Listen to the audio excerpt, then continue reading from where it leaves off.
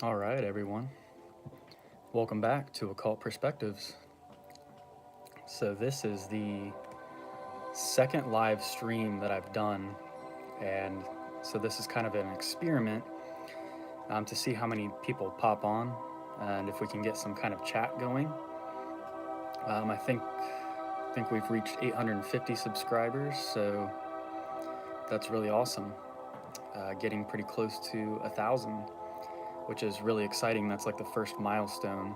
I feel like the first real milestone for a YouTube channel.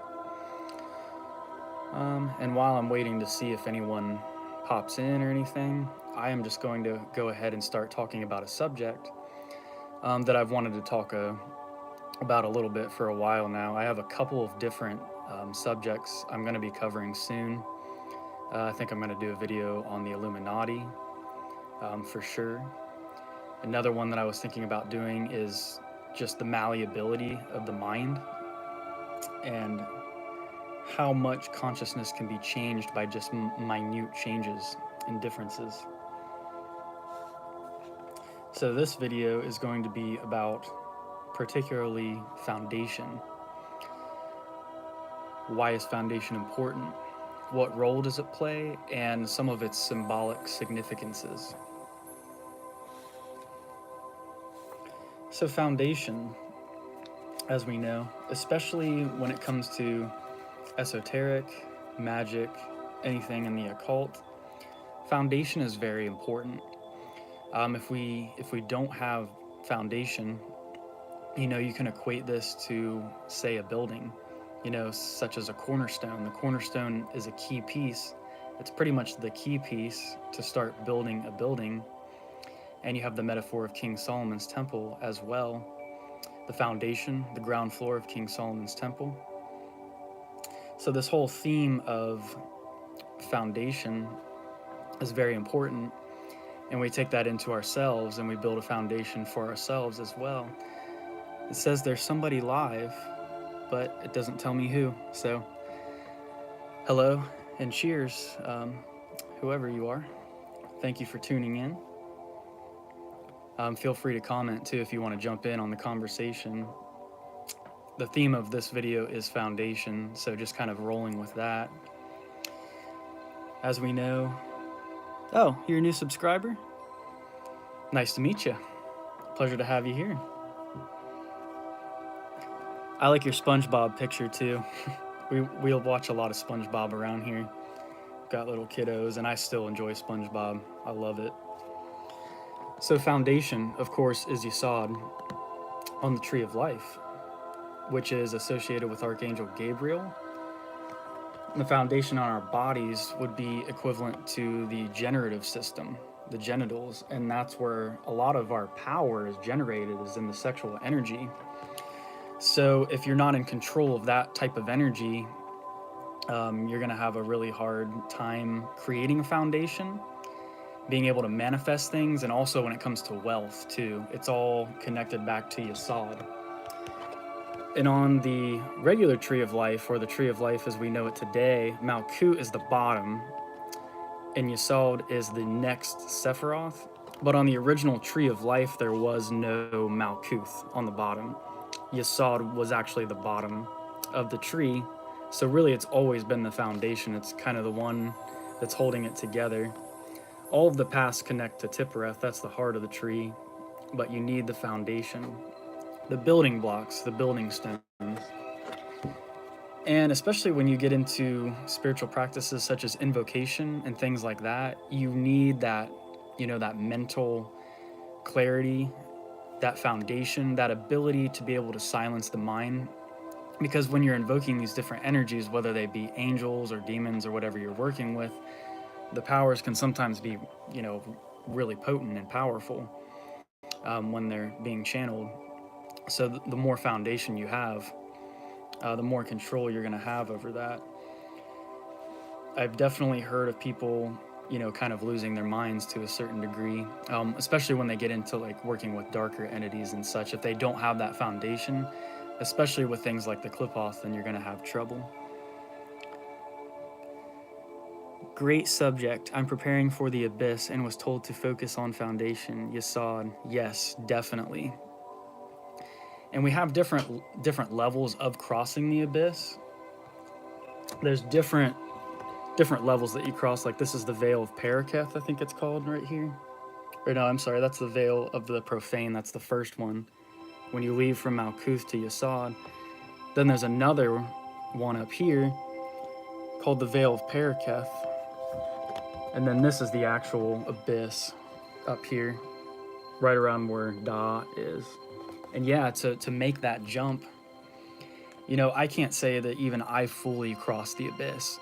There have been moments in my life that have been really, you know, like catalyst moments where it's been big changes, it's been big transformations, really destructions of who I previously was, where those were kind of like crossing the abyss type moments. But did I cross like the highest abyss yet to reach that tree?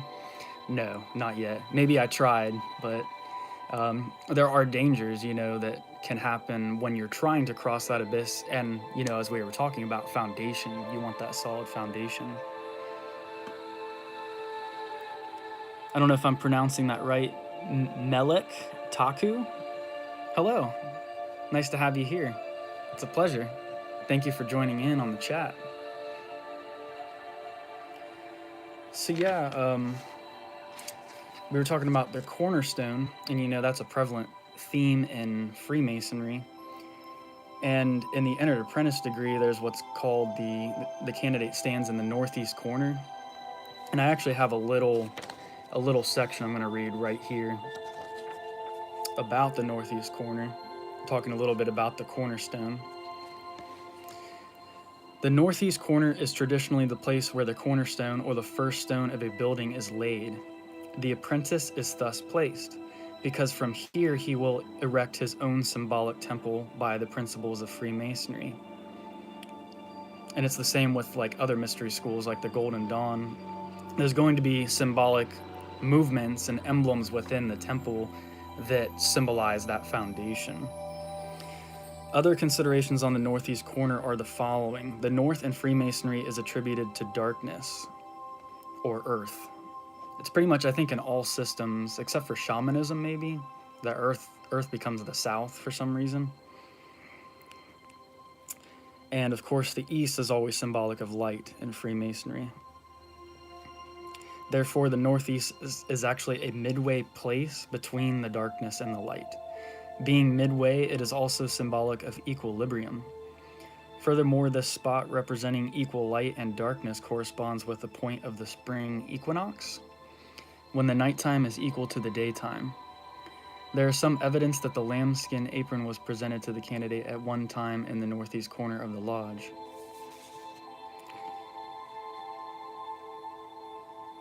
This is an interesting side note I'll read real quick as well. It needs to be mentioned that there is a seeming contradiction of this symbolism with physical reality. If we imagine the lodge's boundaries to be the eastern and western horizons, with the north and south walls being the Tropic of Cancer and Capricorn, where the sun reaches its northern and southern limits, then the day that the sun rises in the northeast corner of the, quote, lodge is the summer solstice near St. John the Baptist's Day. Sometimes symbolism overlaps, but in many cases it is a hint at a deeper meaning. So yeah, the lodge and the way that you move around the lodge is a representation of the sun.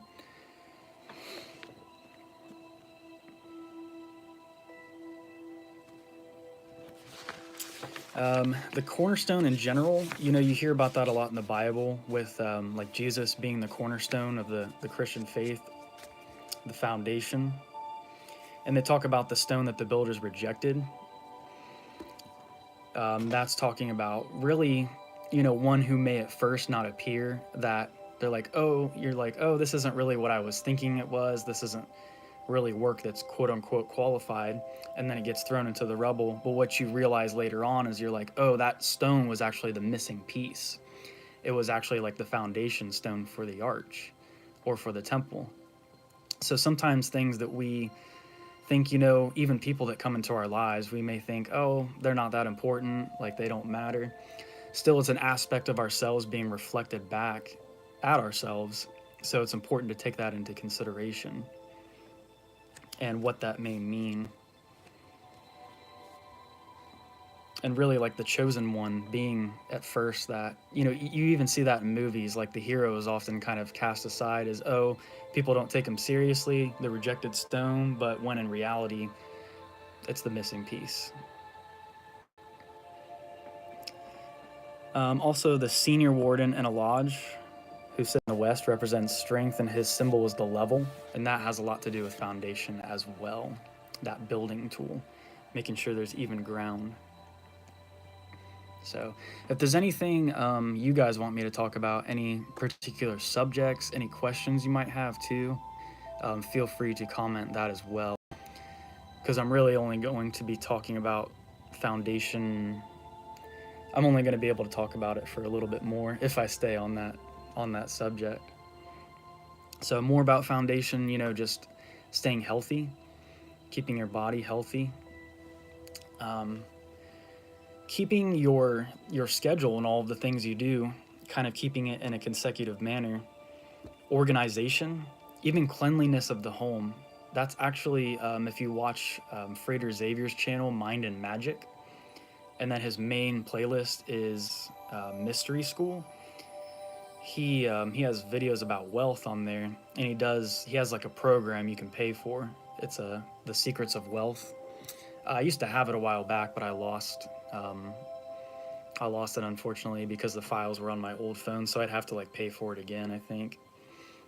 But he talks about cleaning your house as being one of the strongest and quickest ways to bring in abundance, bring in more wealth. So if you find yourself just in a cluttered space, that can be symbolic of a cluttered mind. So if you clear up the space, you condense everything. There's a lot that can be said for that. Just keeping order in all of your things, moving one step at a time. So if you have an objective, don't worry about getting it all done in one day. No great thing is accomplished in one night or one day, So just take progressive steps, one step at a time. Is foundation the proper sphere to learn about healthy coping mechanisms? It would definitely be a pretty key one, yes, I would think. As far as healthy coping mechanisms, you might have to be a little bit more specific. What you mean about that? Now, you saw it has to do with the astral realm too, so that's your ability to like dream recall and being able to remember your dreams and remember things manifest in the astral plane before they manifest down here in the physical plane.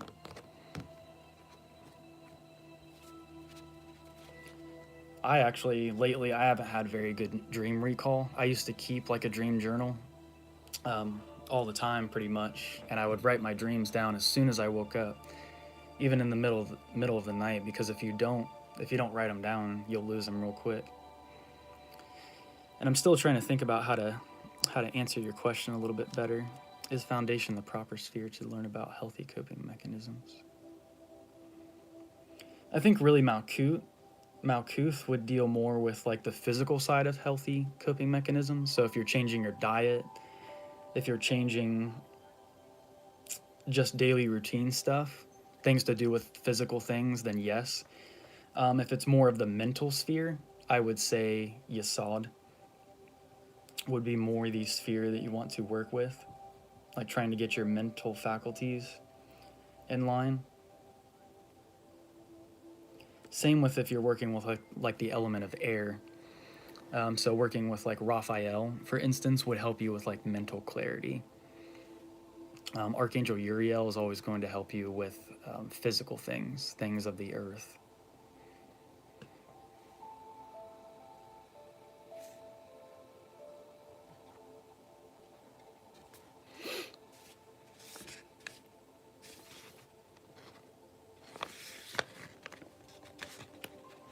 If you're a practitioner already, and you have like a set schedule or a set curriculum of your practices that you do, as I said before, it's one step at a time. So make sure you're really good and balanced in the earlier practices, such as, if you're doing lesser banishing rituals of the pentagram, Make sure you're balancing that out also with invoking. I actually don't do like banishing hardly at all anymore, because I felt that I was banishing the earth element too much, and I felt that I was just like pushing everything away. When we're invoking, we're pulling the energy in. So if we're wanting to make ourselves stronger, I feel like invoking is a lot better. Kendrick, what's up? Is it 11:11? Awesome. So cool. Yep. Number synchronicities. That's another big thing. 33 is one that I see a lot. And we've been watching a show on Netflix called Dark, and that show deals a lot with the number 33. To me, that's how depending on which numbers you're seeing, if you're really tapped in, to the universe, to source, those numbers will be continually shown to you. And for me, they're always like positive signs. I don't ever see a number and think, ooh, that's a bad omen. So, or anything like that. I feel like for a while there, I spent a lot of time like being in a state of fear, which is not really where you want to be, especially when you're like doing these kinds of practices and stuff. You need to be confident that, you are the source. And as long as you stay in alignment with natural law, you're going to be protected. There's kind of like this fear mongering going on, like in the spiritual community, where a lot of people are like, "Oh, this person's out to get you," or whatever. It might be like a tarot card reading that's about that. And some of those tarot readers are really good, but then others, it's just like their readings are really vague, and it just gives you the impression that there's like this person out to get you. That's why you don't want to get caught up like too much in conspiracy theories and stuff like that. It's cool to study them. I studied conspiracy theories a lot back in like 2012 was when I first started learning about that things weren't really the way I thought they were, Came across like the Zeitgeist documentary, and it was all about like it was all from a space of fear. So the more we learn about things, the more we work on foundation, the foundation of ourselves, the more confident we can be and secure in knowing that we're protected and moving forward, like I said, one step at a time, and not trying to jump too far, especially in like the esoteric and occult field. You don't want to jump too far without that foundation. And even like, even being like in Freemasonry and stuff like that, even though like I'm technically a master mason by title, in the grand cosmos, in the grand scheme of things, I'm always going to be an apprentice. That's how I feel. There's always, I'm always impressed by, um, I guess, just like how good some people are. They really exemplify the values, and they live a life where they're manifesting so much goodness, not only for themselves, but for other people. Doing the great work, which is really to kind of elevate all of humanity to a higher level, where we all have the things we need, the essentials and all of that, and really able to live our reality in a place that comes from like actual consciousness rather than fear based. Conspiracy theories feed into ego. I know something these other people don't type of problems. Yeah, I dealt with that for a long time. Actually, I'm glad you brought that up. Because my one friend, I kind of picked up his attitude, but he'd be like, "Oh, I know things you don't," like to people, like, "Oh, you don't even know, man." And a lot of people, as long as they have an open mind, if you try to explain it to them, they'll get it. And a lot of people, they know that there's something up, they know that there's something wrong with society, but we just kind of have to like roll along with it too at the same time. Like, it's kind of not healthy to just always be against everything. Some things, of course, we're going to want to stand up for, and we'll say that that's not right. But then other times you have to just like kind of play the game to a degree. And for me, I'm trying to get into a mind space where I don't think so negatively about money. Yeah, I think positively about money, and definitely about being in abundance. Like, I don't like envy people. I'm like, saying, "Oh, that guy, he's rich, so he must be an asshole," or whatever. No, there's definitely lots of people out there with money who, they fully, like, they're good people, they're doing good things with it, and they did the real work, they put in the real work. But a lot of it has to do with mindset. It's where your mind is at. How do you feel about money? And that will change the way that it does or does not manifest into your life. Tippereth. I don't know if it's Tippereth or Tippareth. I've heard it pronounced both ways. Is great for an abundance mindset. Most folks start from a mindset of lack. That is true. And remember, that's the solar energy too, and the sun gives life to all. I really like to sit in the sun and just allow the sun to, like, radiate on me and just take that energy into the Tippereth center. It does wonders for the body. And of course, Raphael is associated with that sphere. So Tippereth is really good for healing and things of that nature. So very good comment. I wholeheartedly agree.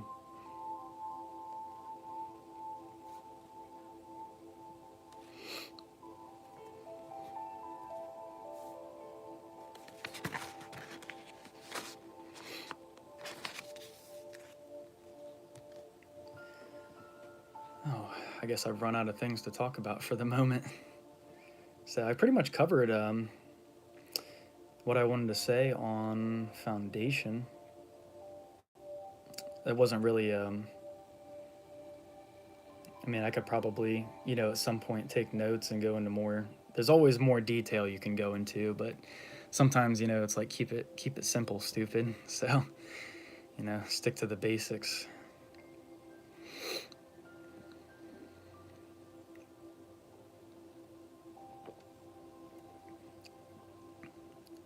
And speaking of Tippereth and the Heart Center, that's something I've been trying to, connect more with lately. I've been stuck up more in, like, the mind, like the intellectual self, and getting, like, a slight disconnect from the heart. So really, that's something that I need to work on personally, is getting in touch with that heart center again. Because for a while there, the ego really did get the better of me. I was just kind of, being judgmental of people, and thinking if they didn't have any knowledge or anything of this stuff, like, they weren't, like, worth my time or whatever. Whereas more nowadays, I'm more willing to, like, sit there and converse with somebody. Now, there's some people, I'm just a socially awkward person anyway. I have a hard time, like, finding topics to talk about with people, because their concerns are often they often, to me, seem to be mundane things. And I'm trying not to come from a place of, bashing on them or anything, but it's just silly to me, like, what everybody's kind of interested in and thinks is important a lot of the time. Ego ain't always our amigo. LOL. So true. So true. I think there is the healthy aspect to the ego is more like the drive part, where you're like, oh, I have this objective and this goal, and I have that healthy ego in the sense that I have a sense of self. I'm not so lost. And that's what happens if you get too much of this energy, Hesed, mercy. That's where, like, all of creation just molds into one.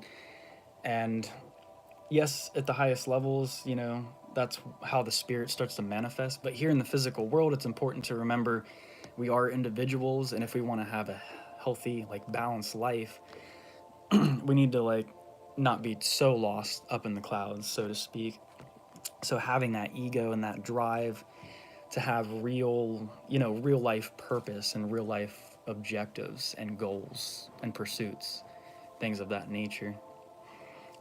But yeah, the ego can definitely become a problem. And if you try to reject it wholeheartedly, it will come back and snap you in the face. So I was kind of at that point when I was first getting into a lot of this information. I just got stuck in kind of like that new age ideology where it's like no negativity at all, just positive, positive, positive all the time, and just reject any negative thought at all. Now, negative thoughts are going to come. You don't have to accept them. Frater Xavier from the Mind and Magic YouTube channel, he talks about that a lot, especially in the beginnings. If you have a negative thought, just, reject it. Say, I reject that thought. But you still acknowledge that the thought's there. And in a sense, learning to work with your shadow. Because I think it was Carl Jung that said, transcendence isn't just about illumination. All of those things are not just about imagining, bright lights and transcending awareness, but it's about bringing the unconscious, making the unconscious conscious, bringing the darkness to light.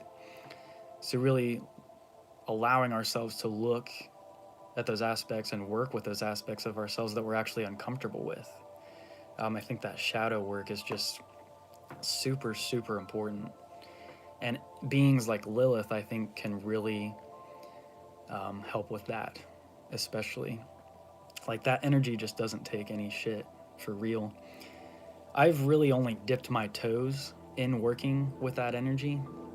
Like, I don't really call that energy forth. I just sit there with the sigil sometimes and just allow the energy to come in and teach me what it wants to. I don't even really ask for anything, really.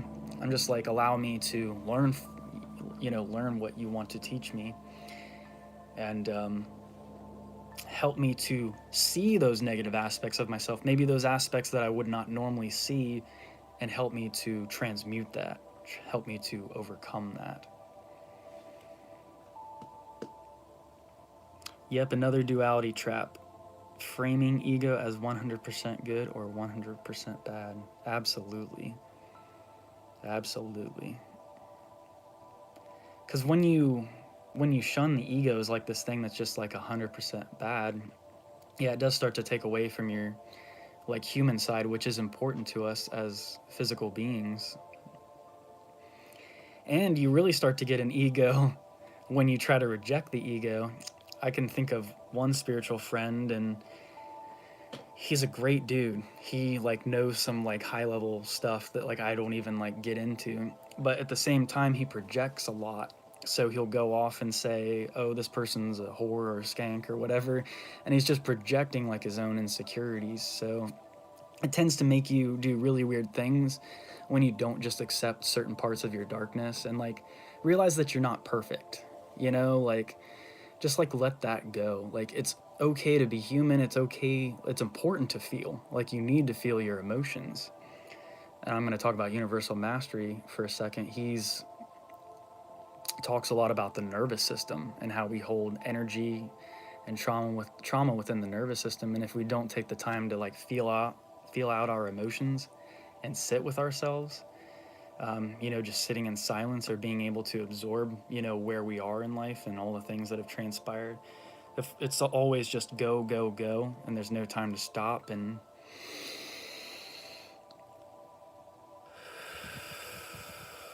see, even that, just taking a moment to breathe changes the consciousness tremendously, in my opinion. As soon as you start to get into that rhythmic breath, it really slows everything down and you're already in a more comfortable place. And it's amazing that we can just, come to that whenever we want to. Hermeti Flux, happy Sunday. Glad you're here. Thank you for joining. I still have it. Frater X has great stuff. Yes, Frater Xavier. He's kind of like the first, I think he's like the first real YouTube channel I started watching, like on esoteric stuff at all. And it's great. He's like the grandfather of like the occult community, in my opinion, on YouTube. He's a really good dude. Aries or Aries, sorry if I'm pronouncing that wrong, 106. Transmuting the data into an encrypted format will not only help to prevent a lot more people getting into trouble with their computers and other data in a timely fashion. Transmuting the data into an encrypted format will not only help to prevent a lot more people getting into trouble with their computers and other data in a timely fashion. Interesting. I don't know too much, I don't really know too much about computers, to be honest. I pretty much do everything on my channel from my phone. I don't own a laptop myself right now. Actually, I have to use another laptop for what I'm doing, like working on my story and things like that.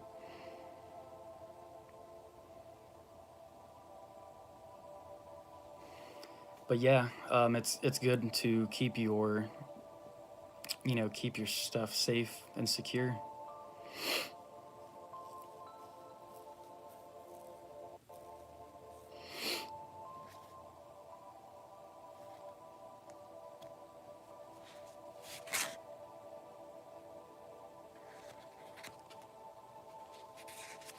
Have I worked with Gamaliel? No, no, I have not. I've not worked with the Qliphoth at all.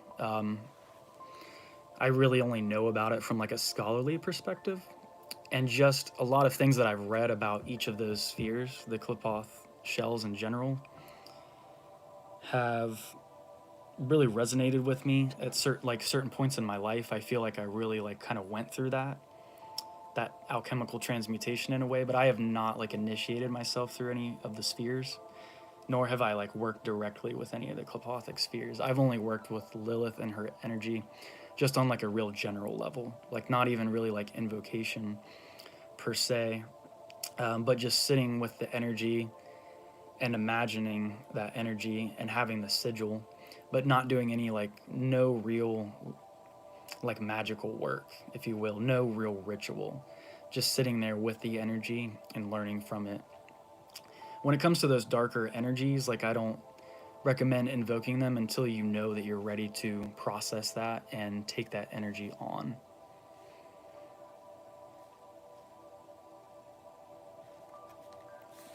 But Gamaliel, I don't know if you've watched any of my like videos on the Tree of Death where I talk about Gamaliel, but that's the anti-pole. We were talking about Yesod earlier in this video, and that's the anti-pole to Yesod is Gamaliel. That's more like the astral aspect of Lilith. And I know there's a lot to do with that sphere has a lot to do with like the succubi and vampiric energy, and like that's where it really starts getting into like kind of the subjects that I'm not as familiarized with and not as educated on. I don't know a lot about succubi or incubi really, because I'm not really technically like a left-hand path initiate or anything like that, but I study it intensely because I think it's so interesting, and I think that it's so vital to understand the whole spectrum of the tree. Like, how are you going to say that you understand the tree of life if you don't study the Qliphoth? But, somebody who's like really serious about going through the process of initiation on the Qliphothic tree, if they really have their stuff together, if they have a solid foundation and they want to go through with it, they're serious about it, they're actually going to take it all the way through, then that's great. As far as working with like individual spheres though, I don't know like how that's done. I guess like you could just tap into that energy if you want to. And Gamaliel, of course, since Yesod is associated with the moon or the lunar energy, Gamaliel is the dark side of the moon.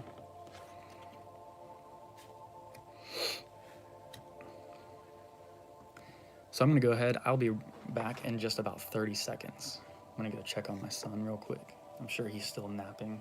I have the door open, but just want to make sure.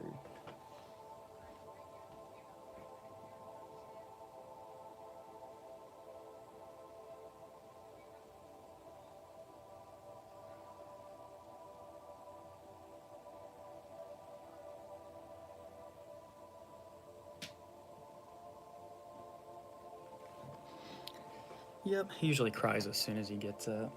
So I'll be able to hear him plenty loud from here.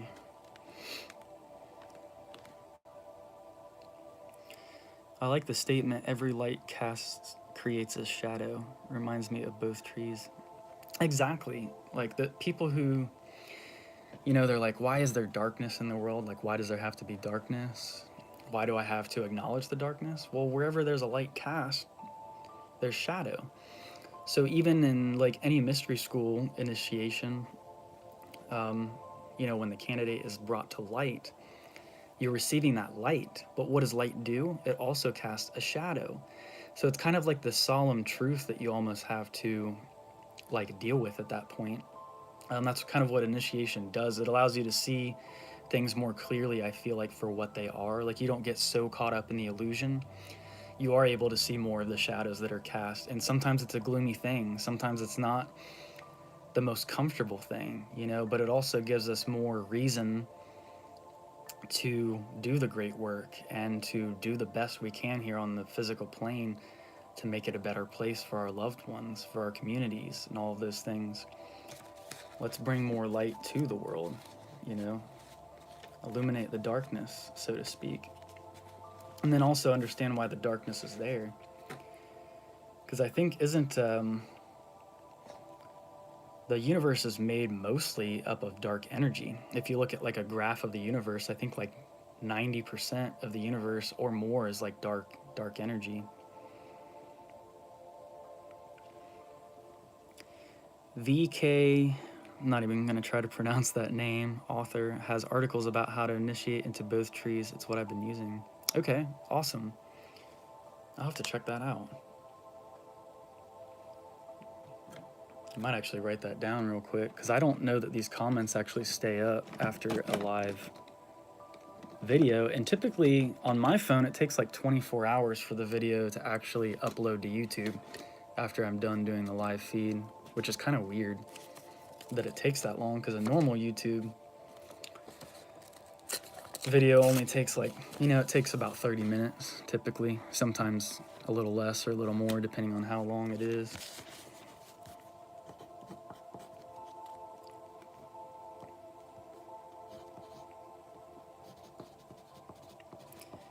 Going back to that foundation thing too, I think a lot of people that get into the occult and stuff, they can get like overwhelmed, and they almost get in like deeper than maybe what they wanted to or they thought they were going to. And that's why it's important to balance like everyday quote unquote real life with these things. Because I mean, yeah, there's often times where I just feel like a hermit and I've just got to be away from the rest of people, but it's not always the healthiest thing. You know, we have to learn how to just appreciate like the little things in life, sometimes what we would consider the mundane things, and maintain that healthy balance, that healthy equilibrium, that foundation, as we were talking about. A common mistake is that folks rush their spirit work, measure twice and cut once. Exactly. And I'm coming from experience where I just try to do too much too quick. And not only just in that, in life in general. There was a time that I was really active in my Masonic lodge. I was doing live music almost every weekend, with practices on the weekdays too. And then I worked like pretty much a full-time job too. And it was burning the candle at both ends. It was just like too much at once. So going back to that foundation, making sure we have that solid foundation, and then we can go outwards from there. Once we've established that center, once we've established that strong core, then we can move outwards and do more good in the world. So if we take more care of ourselves, better care of ourselves, that like enables us to do more for others. So it all comes back to that. Well, thank you all for being here. If you're just now tuning in or whatever, we've been talking about foundation, the theme of foundation in this video. Feel free to comment. I'm not sure how much longer the chat is going to go for, or the live video. Probably just whenever my son wakes up, or maybe like once we get to like an hour or so, I might just go ahead and end it. But this is a lot more activity than I had the last time I did a live video, so I might have to do these more often. So if you enjoy this and you want me to do more, please let me know. Hermeti Flux, when my spiritual ego causes roadblocks. Yes, I can definitely do that. there's things that I thought I worked over or through, things I thought I worked through like years ago, and still I haven't mastered them, you know? There's been things I've, especially in the past couple years, that have just been like uncomfortable, like things that I've had to deal with sometimes, but it's not, it's things that I wasn't really in control of. And the ego said, there's no reason for you to dwell on this. Like, you need to just move on and not worry about that thing. You don't need to worry about the past. You don't need to worry about what others are doing. Just focus on you. And that's so true. Like, if you focus on yourself, you focus on your higher purpose, and you surround yourself with people who are genuine and who love you, you know, for who you are, it's going to be really hard to go wrong, you know, if you stick to working on that solid foundation. You know, just surround yourself with good folks, good company. Remember to simplify things, you know, keep it simple. As practitioners, we must always keep it in check. Very true. Yes. Yep. Because there's a lot of power hungriness that can happen, especially when you start invoking a lot of these energies. And you do start to realize how powerful you are, as a manifester, as an aspect of source, and really as individual sparks or influxes of source ourselves. We are creators. We are creating this world. You know, when you really look like deep into yourself and ask, like, is it really me that's behind this? Yep. And even though it may not seem like it on this level of reality, like our higher selves, it makes sense from the level of our higher selves. We just hit 4133. That was cool. That 33 really popped out at me.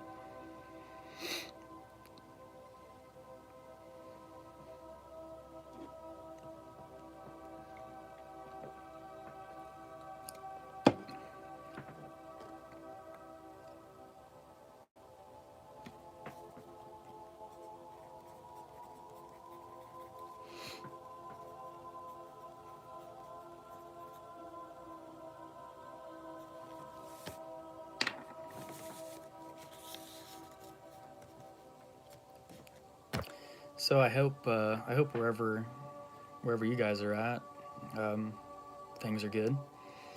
Life's treating you well. It's nice outside here, so I'm actually probably going to try to get outside a little bit later. I really need to cut the backyard. It's starting to get long. So even simple things like that, you know, mowing the yard, for instance. Oh, that Mountain Dew is making me burp. I apologize. Simple things like mowing the yard, though, you know, it may not be the most fun thing to do, but it's something that still keeps us moving. It's keeping us physically active. That's why I don't really complain about like work so much. I just wish it didn't take up and consume so much of everyone's time, you know, doing day jobs or whatever. But there's a lot of humility and there's a lot of humbleness, and there's a lot of lessons that come from just, you know, work in and of itself. I think Crowley had a quote that is like, there is a certain virtue in work, you know, no matter what the type of work. And it has a lot of character building aspects, and just staying active and doing something, especially if you've like done a ritual, or if you're trying to manifest thing and you need to get your mind off of it for a while, just go and try to do something productive for a while. Go to work, maybe make some money, or just something that's not too strenuous. A lot of jobs, they just try to like overwork you, especially this day and age. I'm lucky enough to work like part-time right now. I'm gonna have to probably pick the hours back up a little bit and work closer to like 30, but I only work about 25 hours right now. When I was working 40 hours a week, it was so much. And I know that's what most people work, but to me, it leaves so little time in between. You know, you're just so tired at the end of the day. So that's always been kind of a struggle for me. And I was doing live music for a long time. I made money doing that, but it's hard to make the same money you would in a real job unless you're on tour or you're just playing shows all the time, or you're in a band that's already making like good money. It's really hard to start a band from scratch nowadays, but I love music. It's always going to be a part of my life. Simple mundane tasks are excellent for grounding oneself, especially post ritual. Exactly. Exactly. Another guy that talks a lot about the virtue of just good work, too, simple work, whatever it may be, is Albert Pike. I think in like the first couple chapters, he talks a lot about that, especially the Entered Apprentice chapter. So if you've never read Morals and Dogma, and you're into Freemasonry, I highly recommend it. And he gets very much into Kabbalah and even magic a little bit and all of those other subjects, especially in the later chapters when it comes to like the higher degrees. The symbolism's a little more mystical, like in those higher degrees, and it's more societal, like in the lower degrees, like Entered Apprentice, things like that. Focus more on your place in the physical world, and then by the time you get to like the Master Mason or quote unquote higher degrees, you start to talk about higher concepts. But it's all about keeping that foundation. So like I said earlier in this video, it's like I'll always see myself as the apprentice. I'm always just the new kid on the block somewhere. It's even once you even reach like the highest level, whatever that level is, it's like at some point you're just going to be the rookie again. So staying humble always is good, definitely. And people will see that, and appreciate that, especially who have already been through a lot and they've worked themselves up in a genuine fashion. They did it the right way. They're really going to understand that, being in a positive mindset and, being sure of yourself and just things of that nature, those are all really important aspects for being successful and being humble. I've known people who are like just so good at what they do, and I really like looked up to them and thought, wow, they're just so much like better, quote unquote, than the average individual. I mean, there are a lot of crappy people out there that just do terrible, terrible things, and they represent aspects of the world where things are, the world is traumatized right now, and it really needs to heal. And those things are manifestations of that sickness within the matrix, within the world. Have I read of Jason Miller's work? I have not. That sounds really familiar though for some reason. I'm not sure why.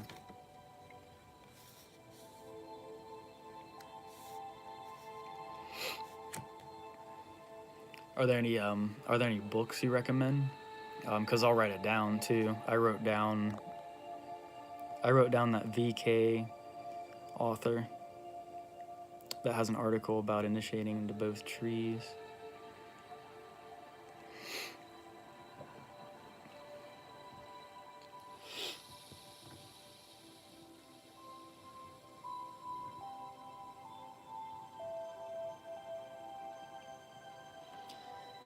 Also, too, at some point, if any of you would be interested in getting, becoming a member of my Patreon, that's something I hope to. I've already created the page. I don't have anything on there. I'm hoping more around, like when I reach 1,000 subscribers, I'll have some videos up there. Hope to do some actual like video of ritual. That way you can have instruction on that. Do videos about some deeper topics, getting just a little bit deeper into certain esoteric subjects. And I'd also like to share sections of my book too. My book that I'm working on, Freemasonry and Ceremonial High Magic. I think that's the title I ended up going with. I was thinking about changing it a couple of times. Yeah, Freemasonry and Ceremonial High Magic. Because there's not a lot of books out there that talk about the real connection between Freemasonry and ceremonial magic. Because Masonry and magic aren't really the same. It's not like they're not the same thing, but they utilize like the same principles, like all the Hermetic principles. And you'll see a lot of similarities between like Golden Dawn and things in ritual, like even the directions of the archangels, they have their correspondence with like the directions of the officers in the lodge, but that's something that people don't really talk about a whole lot. So there's a lot that can be learned from like connecting all of these dots. So I could even read, some sections of it here on my YouTube channel, but I'd like to share like larger excerpts of it on my Patreon too. The Book of Sitra Ara by NAA 218 is basically everything Klapoth. I'm gonna write that down too. And I'm gonna write down that Jason Miller guy too.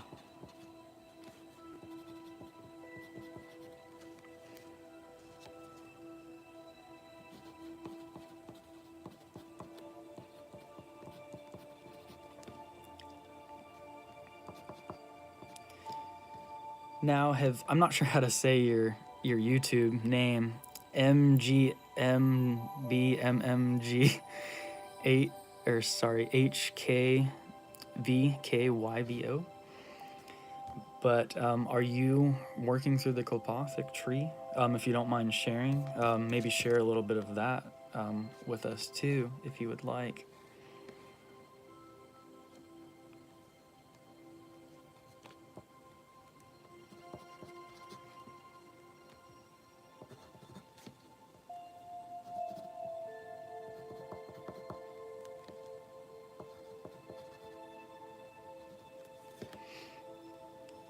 Hermeti Flux. He describes an exercise like the middle pillar that focuses on the stacking the elements in the body. Could be beneficial if you've done the LBRP too much. Okay, thank you. I'll definitely check that out. I have an advanced version of the middle pillar ritual too. I have a video of that on my YouTube channel where not only is it just the main, like you have Eh Hey Yeh, and then you have Yod He Vav He Elohim, and you've got the different centers of energy, but you also add the archangels too. So you invoke the archangels as you go. So you Eh Hey Yeh, Eh Hey Yeh, and then you would vibrate Metatron, and then I'll move to the left brain hemisphere, like right around here, and then I'll do Hokmah and Raziel, and then move to Zophkael and move down the tree. So then I'd go from Zophkael to Da'at, which is like right around here, and then that's when you vibrate Yod He Vav He Elohim right here, and then you just move your way down the tree, vibrating each archangel. So you have the middle pillar, and then you also have all of the Tree of Life archangels as well. So yeah, I have a video on that. Recommend checking that out if you're interested in it.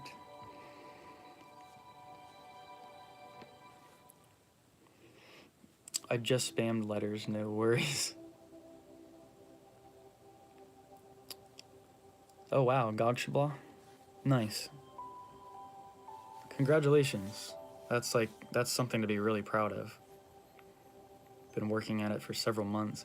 Do you watch any of Jeremiah Schwartz over at Universal Mastery? I highly recommend his channel. If you're into the Qliphoth. Moon Goddess, hey there. I just stumbled upon your live stream. I've always had an interest in the unseen and magic. Looking forward to checking out your videos, and I'm intrigued. Thank you for joining, Moon Goddess. And yeah, feel free to check out what I've got on here. We cover ceremonial magic, Freemasonry. We talk about the Golden Dawn. We talk about the Tree of Life. We talk about the Tree of the Qliphoth. Angels, demons. I've worked primarily with angels, pretty much exclusively with angels. I've worked a little bit with Lilith's energy, but not too much. Qliphoth work creates a negative space that basically sets the ground for the corresponding Tree of Life sphere to be born. That's awesome. As I work Gogshablah, I found a lot of Hesed moments. So true. So true, and it's almost like, I feel like the darkness that's experienced from the Tree of Death, it's like it's shooting you so low in some aspects, it's making you face everything, so that after that, like, there's nowhere to go but up, if that makes sense. Like, you're literally facing yourself to the most severest of degrees, so it's only going to be beauty and blooming bliss that comes from working with the seeds, working with the roots of the tree, nourishing the tree, nourishing any broken aspects of yourself and gathering those pieces, the shards of your true self, your true soul together, and rising the tree for real. I feel like that's kind of where I went wrong, is I tried to I'd never done actual path working, like tree of life path working, but it could have been that in some ways I tried to climb the tree too high and just get into those higher levels of the tree without understanding the groundwork and the foundation and the things about the Qliphoth. I'm so glad I found information about that stuff, because it's so important to understanding the whole thing. I just subscribed to Universal Mastery a few days ago. Nice. You're gonna love his channel. Like, his channel is so good. Like, it's been my favorite channel to learn from, literally. Like, it's pretty amazing. Like, the things he's already accomplished as a young guy. Like, I think he's only like 27, and he makes good money, doing what he loves to do. He's worked through the whole Qliphothic tree and the tree of life, like through real life experience, not just as a scholar. Whereas me, myself, I'm more like a scholar who's just kind of done exercises, ceremonial magic exercises to further my consciousness, and in tangent with my studies, they've helped me a lot to come to an understanding. But there's no like initiatory system that I've, in a sense, completed. As I said before, there's definitely been moments in my life where I've like crossed the abyss in my own personal understanding of it and have been totally transformed. Like, I've really brought forth a new reality and a new life. Life changed for me a lot after I started doing magical workings. So it's been beneficial, but he's like a real professional. Like, I think he's just so much more experienced in the actual like workings of magic. Whereas for me, I've done like so much reading. I have a little bit of insight into like, what it is to be in an order like Freemasonry. So that background kind of gives me like an interesting like foundation. But yeah, Jeremiah is like, if you really want like professional answers to your magical practices, like, I definitely recommend going to him. Like, and he does like one-on-one calls. Basically, he'll work with you in a mentorship, like one-on-one. So if I had more time and money at the moment, I will have that. It's all coming, it's all manifesting. But I wouldn't mind working with him because I think he's awesome. Like, he gives great advice. What is the best video as an introduction to the Tree of Life? Not sure if you mean just best video in general, or if I have one that is like a good video. I was gonna go through and do a video on each Sephiroth on the Tree of Life, but I never got around to that. I've done a couple videos on the Ein, which the Ein is like that outermost layer on the top of the Tree of Life. It's actually the no thing. I've done one or two videos, I think just one actually, on that specifically. I should have some videos that have Tree of Life in the title. There's like one or two of them. So maybe one of those videos. Really, if you just start at like my oldest videos and then work your way up. So when you click on videos, go to the bottom actually, or I think you can sort it from oldest to newest. And then just scroll through and you should be able to tell like which videos talk more about like Kabbalah and the Tree of Life. But I've never like systematically gone through. Actually, there was a video where I systematically go through. I forgot about that. If you go to, I think I did a video, it's called The Tree of Life and Death Part 1. And then the second part to that video is called The Tree of Life and the Qliphothic Tree Part 2. And that's where I actually go through and summarize like each sphere. But I also have other videos too where I do talk about the Sephiroth and the Tree of Life, because I talk about it a lot on this video. So maybe go ahead and check out those ones first. That Tree of Life and Tree of Death Part 1 and 2. Those are more recent videos. Qliphoth is a lot of underworld. The energies will create tough moments for sure, but if one allows the ego to get out of the way, it's an excellent investment. Slow and steady wins the race. Absolutely. It sounds like you have like your head on your shoulders really good, and you have that foundation that we're talking about in this video. What's weird is before I started learning about the Qliphoth, I had a lot of like dreams about the underworld and like being in hellish realms, and I actually forgot about the dreams until a friend of ours was talking about hell and what it's like there. What we were talking theory and stuff. She's more Christian, definitely like a Jesus girl and stuff. She's a sweetheart, but that conversation triggered it triggered those dreams. Like I remembered them when we started having that conversation. And once again, I'm gonna go check on my son again real quick. Usually, like I said, he'll cry if he wakes up, but occasionally he'll get up and just kind of mosey around for a couple minutes. So I'm gonna go check on him. I'll be right back.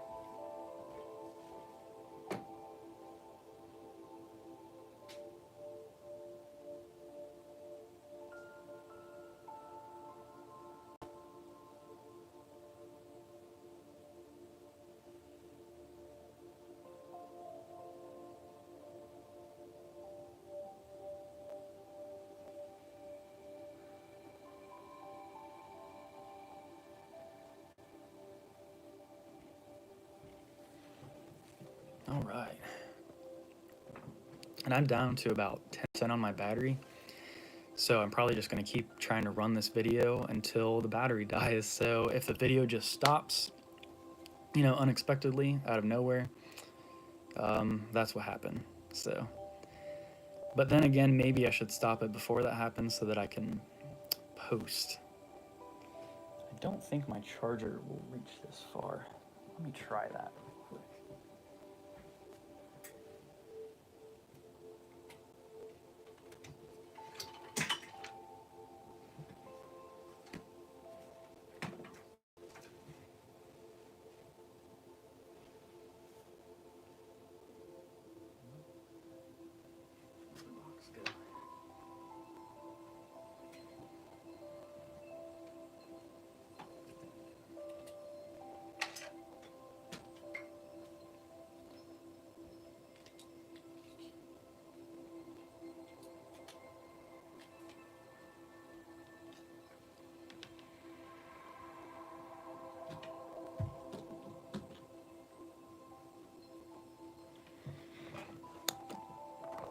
I think if I turn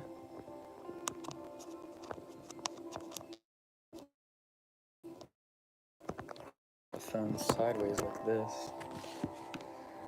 although now it has a big lock on the screen. Let's see if we can do this. This is why I need better equipment. I need to go. I think we're plugged in. Oh. Plugged in. Good to go. Hopefully not gonna die now. At Gaukshabla, I had a person I had to literally save from drowning. Wow. Funny enough, that moment was the calmest I'd been in a while. Lots of Hesed after that. Of course, yeah, it's that buildup and then that release. For sure. A lot of mercy. Energy. That's crazy though. But really in that moment, it was like you were the savior. You were the light in that darkness. So working with the Klapoth brings about positive things. It brings about light, more illumination. I was working on holding my breath and joked about how I was learning an impractical skill. Later that day, that near drowning occurred. That's crazy. The synchronicities. Wow. Thank you for sharing that. That's pretty intense.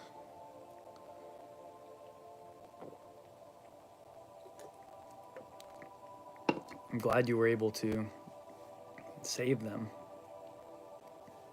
So that's really admirable. You changed someone's life. I bet they'll never forget that. So, Jason Miller's Elements of Spellcrafting. All right, I've got the name Jason Miller written down, so I'm gonna write that down now.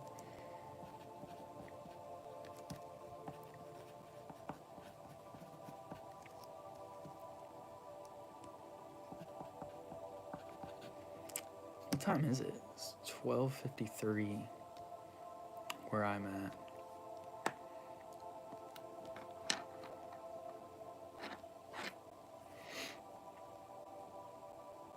Sorcerer's Secrets 2.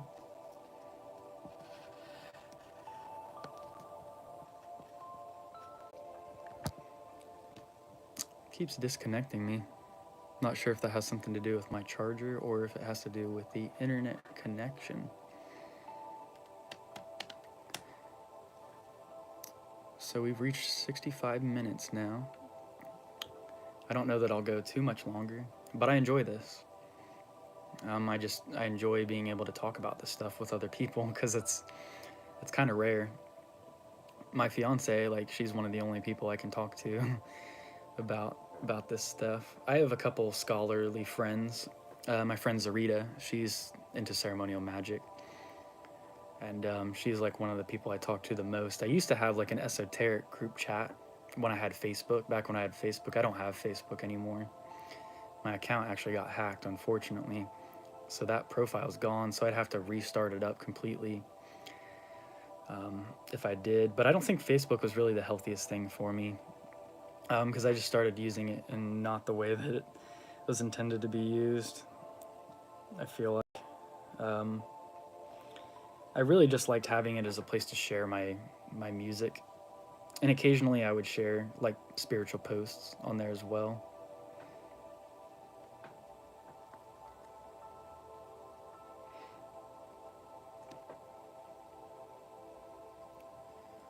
It appears Frater X has used Jason Miller's work in his teachings. Awesome.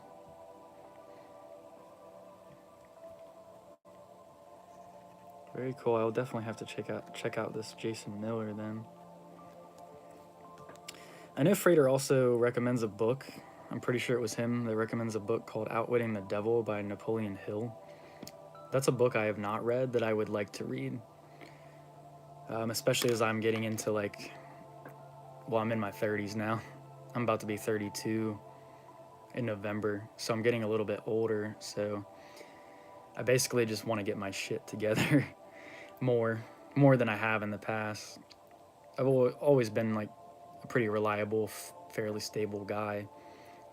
I've lived a pretty unique life. Being a musician, I got to travel and see all kinds of crazy people and ways of life, and I played in a Grateful Dead tribute band called Terrapin Moon. They have a YouTube channel if you want to check them out.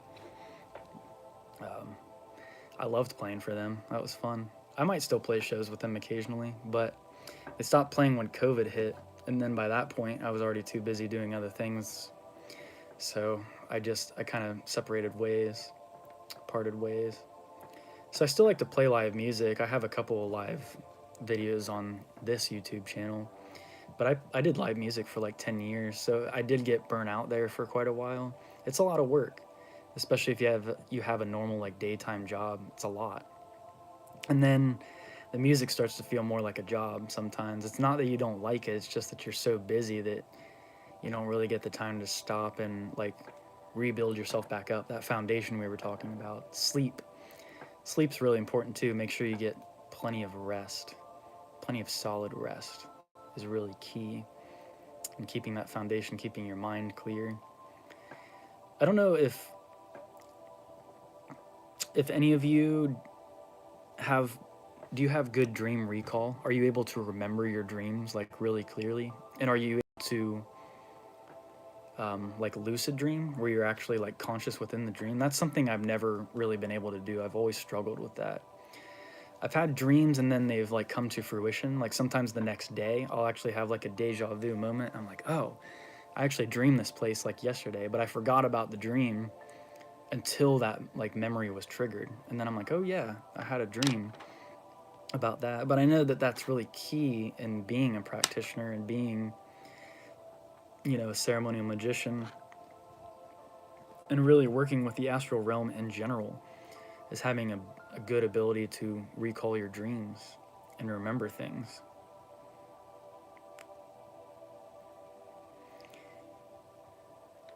Be sure to give the video, if you haven't already, I'm sure everyone in here probably has, but go ahead and give it a thumbs up if you don't mind. Try to get those numbers up. I know that it all just helps with the stats of the channel and helping it to grow. I know the algorithm on YouTube can be kind of strange sometimes. It seems like the right people find my channel though, and that's really what my intention is.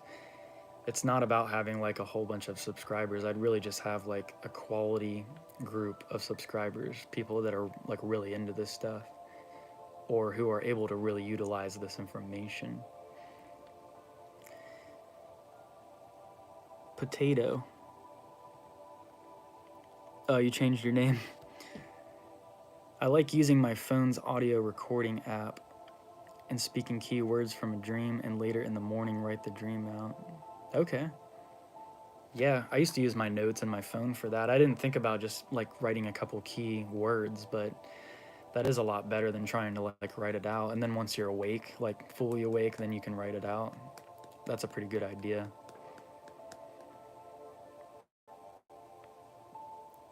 Falcone, what's up, my guy? How are you, Mr. Falcone? Is it Falcone or Falcone? Makes me think of the Batman character. I checked out some of your music too. Like, your music sounds really good. You should have more subscribers. I think you should have more followers. So, groovy stuff, man. I like it. I'm gonna have to check it out again because it's been a minute since I did. I feel like it's been at least 6 months or so since I watched your stuff. But I will definitely check it out again.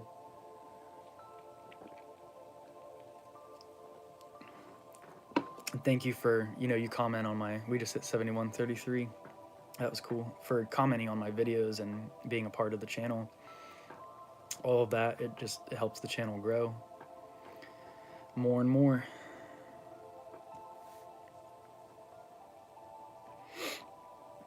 We've been talking about foundation in this video.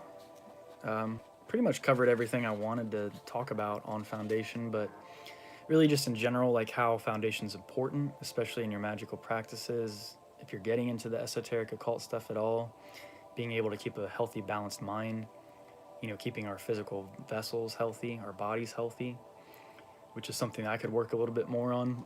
As you see here, I'm drinking a Baja Blast Mountain Dew. Probably not the healthiest thing. Caffeine is definitely like the thing I need to work on the most. I do like my coffee and I do like my Mountain Dew. We were talking about cornerstones, the significance of cornerstones and buildings, and how that has to deal with foundation. Yesod on the Tree of Life. Thank you. Very kind. You're welcome. You're welcome, my dude. Also talking about the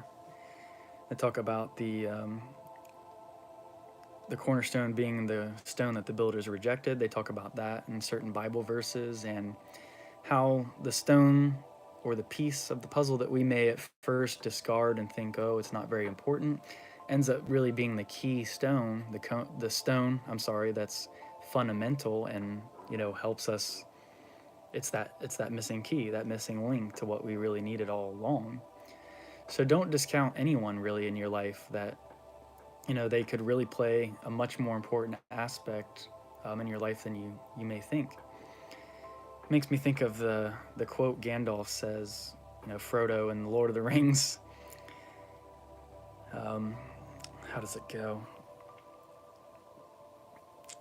He talks about how Gollum should be punished, or he wishes Gollum wasn't alive, and then Gandalf says, some who live deserve death, and some who die deserve life, but can we give it to them? Are you that ready to, deal out judgment? Something along those lines. I love that quote, though. Like, Lord of the Rings is golden for, like, great quotes. It's a process, as you know. Feel the same about you, and yours can definitely assist you with that. Been seeing a lot of angel numbers. Really appreciate your insight. This is just the A. Nice. Yep, that point of origin. The starting point. And we're gonna go from A to Z. At Amika, protecting what matters most to I got you an ad on my matters most to on my us. video. I've just got some like Gabriel tones playing over here. They're really quiet though. I feel like you can barely hear that. I don't know if you guys can hear it at all or not on your end of things. I'm gonna put some different tones on.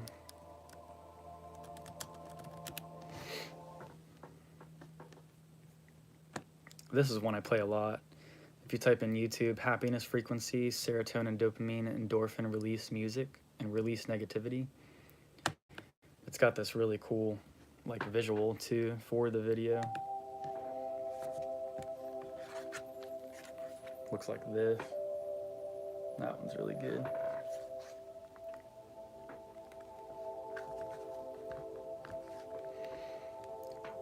I'm just gonna do another quick peek at my son out in the living room.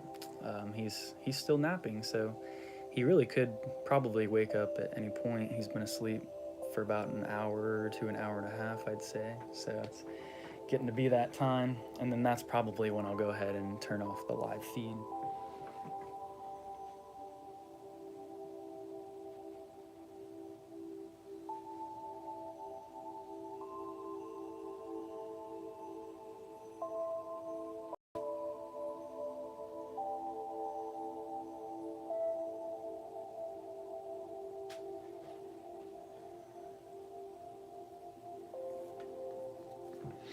He's not awake yet, but he's stirring around out there, so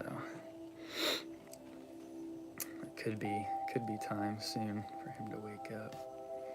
But yeah, I'm just enjoying like having this conversation with all of you and being able to shoot ideas back and forth, and I'm learning from you guys just as much as you may or may not be learning from me. This channel is mostly just an information channel. Like, I want to share consciousness and share it with like-minded people that could really resonate with it. They could take this information and run with it, and probably, hopefully, even do a lot better things than I could. So planting the seeds, you know, so to speak, for the future. And having a YouTube channel like this allows me to have an archive of all this. Basically, it's an archive of notes, but in a verbal sense. So instead of keeping a bunch of piles of paper around, I have like videos I can go back and watch, and if I need to like review myself on a subject. That's a trap we can kind of fall into in the occult community, is you start to just read and read and read and read and read more and more and more material, and sometimes you can only take in so much at a time. So it's all going back to that foundation thing, creating a strong foundation, and then moving forward one step at a time, you know, whatever pace. Or you can keeps disconnecting me for some reason, or you can like practically use it. It's not really going to have much of a purpose. So yeah, absolutely. Yeah. Yep. And then sometimes you're just so overwhelmed with reading material too. You're like, which direction do I go? Like, what do I start with? And that's why I recommend picking a system and like sticking with it. And that's why for me, I've studied and focused more on individual practices such as the lesser invoking ritual, the pentagram, middle pillar, things like that. I just want to be really good at those things and master those things before I move on. Like, I know that it's unwise to continue moving on past that point if you're not comfortable. It was when I started doing like the lesser banishing ritual of the hexagram, I started having like some really weird things like happen, as in my ego like almost couldn't handle some of the things that were being brought up. I'm like, damn it. Like, Ararita does mean his permutation is one. It's saying that, you know, the source God is one. So you're going to come into aspects with yourself being reflected in other people that are maybe not your most favorite thing to deal with or really face. You know, facing a lot of darkness. You know, sometimes there's a lot of uncomfortability we have to go through in order to become better people, and that's just part of the process. And the ego can definitely get in the way and be like, oh, they're wrong, like, oh, they're below you. You know, it's really easy to fall into that trap, especially when you're working with powerful energies, you know, and you can't handle them. You're not keeping that equilibrium, that solid foundation. You can start to become like a spiritual Nazi, like really quick, you know. So speaking of the Nazis, they were into some really interesting occult stuff, Hitler and them, like the Vrillian Society. If you've never heard of the Vrillian Society, it was an all-female psychic group. I highly recommend checking that out. That is a fascinating topic. Our reflections can be scary as heck. Yes, they can be. And as Universal Mastery will tell you, you need like people in your lives to show you your shadow. Like, your shadow will show itself through other people, and basically interacting with other people. Your shadow has to be seen before you. It takes humility to accept the dark aspects of self. Yes, it has.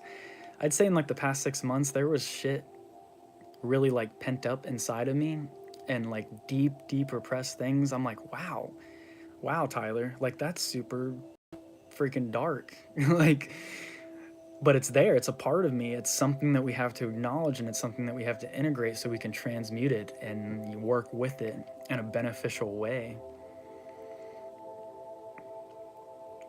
They loved their dark sun magic. Yeah, the Nazis and stuff. Yep. Working with the dark sun. And that would correspond to Thagirion. Is that correct? On the Tree of Death. That's like the flip side of Tippereth. And the Black Sun actually used to be on the original Tree of Life before there was a Malkuth. Before Malkuth was even created. Man was on the astral level, and then you had the higher sun, which was actually considered the Black Sun, Da'at, which was ruled by Lucifer. And then I think Archangel Michael ruled over the lower sun, Tippereth. But now this is the sun after the fall, quote unquote fall or awakening, however you want to look at it. And Malkuth branched off, and then this became the center. But these two pieces were both like the middle. They were like, see, if you get rid of this, there's not one middle sphere. It's these two right here. So this was the higher sun, the black hole sun. I guess that's what Chris Cornell was singing about. Bless his soul. Great musician, great voice. Great voice.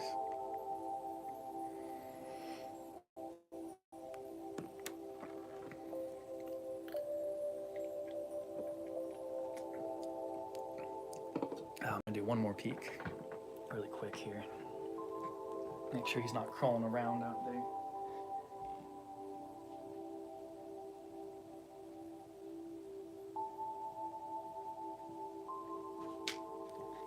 Nope, he's still fast asleep. Awesome. So,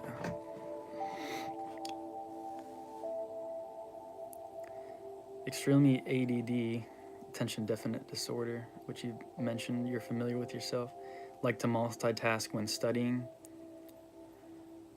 One of the most important lessons learned in the last few years. That way it's all there when you need it. Yep.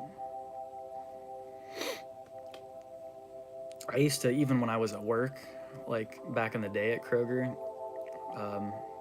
I would have like my ritual for masonry, and I would be like memorizing excerpts and stuff, like while I'm stocking and stuff. I'd peek at the book real quick, and then I'd work on that aspect of the work, of the memorization.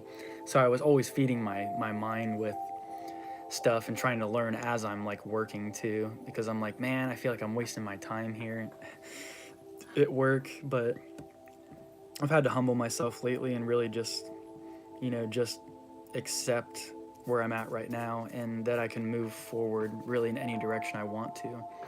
And Source has always blessed me with like really good experiences and really good people. So really, I don't have anything to complain about. There's not anything really in life that I'm like chasing anymore. I know a lot of people they always want bigger, better, faster, but really it's just about appreciating the things that you already have, and learning to be humble and like fully utilizing the things you have.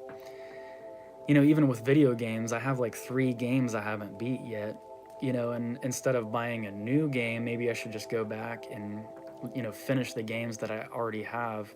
I can think of a lot of people who just accumulate new toys, new things, new occult books. You could look at it like that too, like you're just always buying new material, but you're not really reading, you're not really processing and integrating like the things that you already possess. So, and Source in the universe doesn't really want to give you more abundance if you like haven't already appreciated like what you've been, what the universe has already done for you. So we have to be in a humble place, and a place of real gratitude. Frater Xavier talks about that a lot. Real gratitude and appreciation. Not just saying you have gratitude, but feeling the gratitude. That's really important for manifestation. Oh yeah, that Tesla sexual revolution. Lilith is having a field day right now, that's all I know.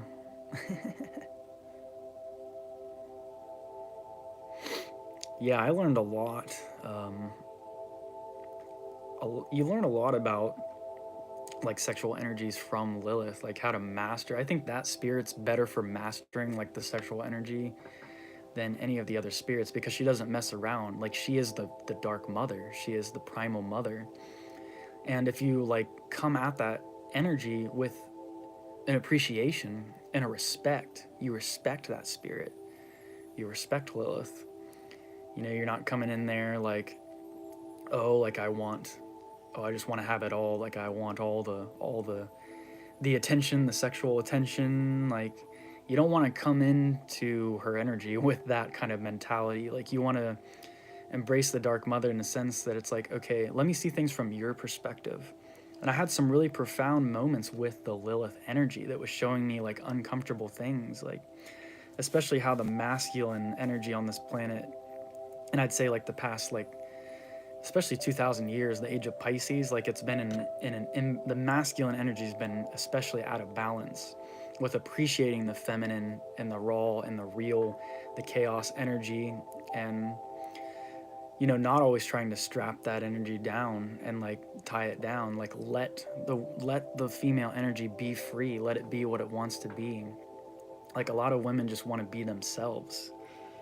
Same with men. That's not really even like a sexual, a one sex thing, male or female, but you know, just being able to appreciate the mother energy, like the nurture energy, and that the nature of the universe, it comes, the cosmos is born from that dark mother energy, the womb.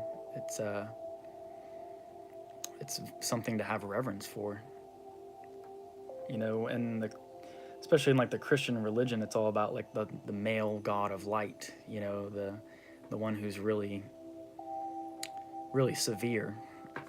It's a lot of this energy right here, Kabura, which is kind of funny because it's on the feminine pillar and then Mercy is on the masculine pillar. You might sometimes think that it would be the opposite, but it's that whole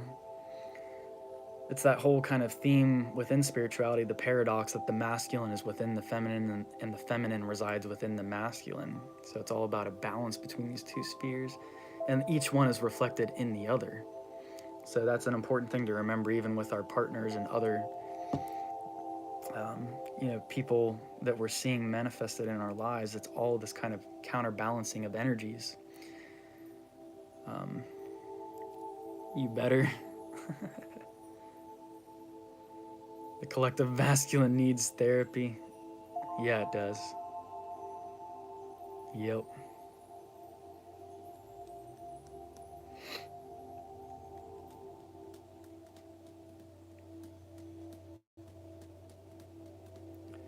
Now I have seen, of course we've all seen like an imbalance of energies. Like the energy could be too feminine, as in there's like no structure at all. Like you need that masculine energy too. You need like that form and that structure and that straight line, that linear energy, especially in the physical world. That's why like the shape of the square is so important. Like talking about that foundation again. We were out in the woods. This was years ago, but we were out in the woods and he had me draw the tree of life, and I drew all the circles first and it had no lines. And I was like, man, this is drawing me nuts. Like this tree of life needs lines. We got to put some lines in here to bring some order to the chaos. It's always a balancing of these energies.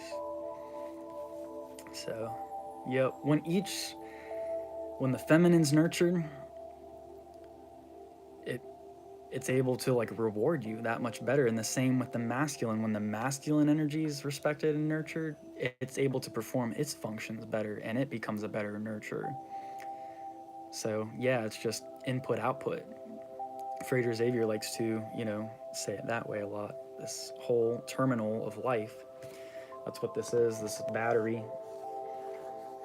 It's an input output system, and understanding how, you know, I don't have a lot of knowledge on the actual paths on either the tree of life or the tree of death. I know way more about the actual just different spheres than I do the paths.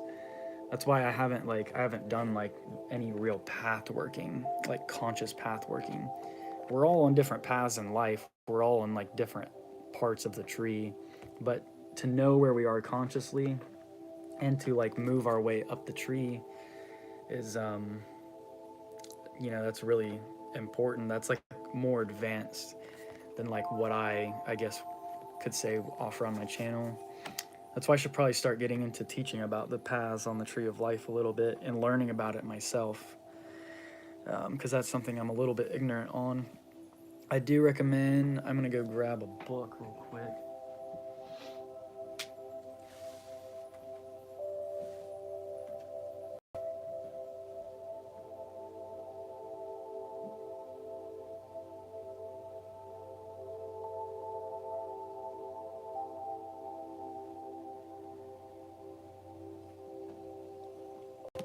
I do recommend for the spheres on the tree of life and the paths, getting this book, A Garden of Pomegranates by Israel Regardie, because it takes you through the whole tree.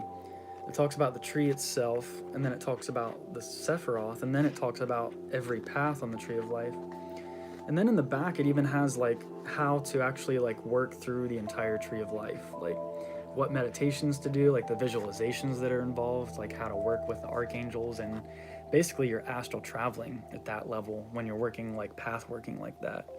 So yeah, that's all like more advanced stuff I'm not really like super knowledgeable on. Same, absolutely. It's so simple, yet when first presented, it's so hard to recognize. Your videos on Lilith definitely has assisted me of late. I appreciate that because I still consider myself a beginner when it comes to her energies, but I feel like she's already taught me a lot with accepting Lilith's rolling, keeping myself humble, going with the flow. Yep. That energy, the feminine energy, it's cyclical, and then water is also associated with the feminine, so it's ever flowing. And we can get in points in our life where we become like super stagnant, and the universe doesn't really like that for the most part.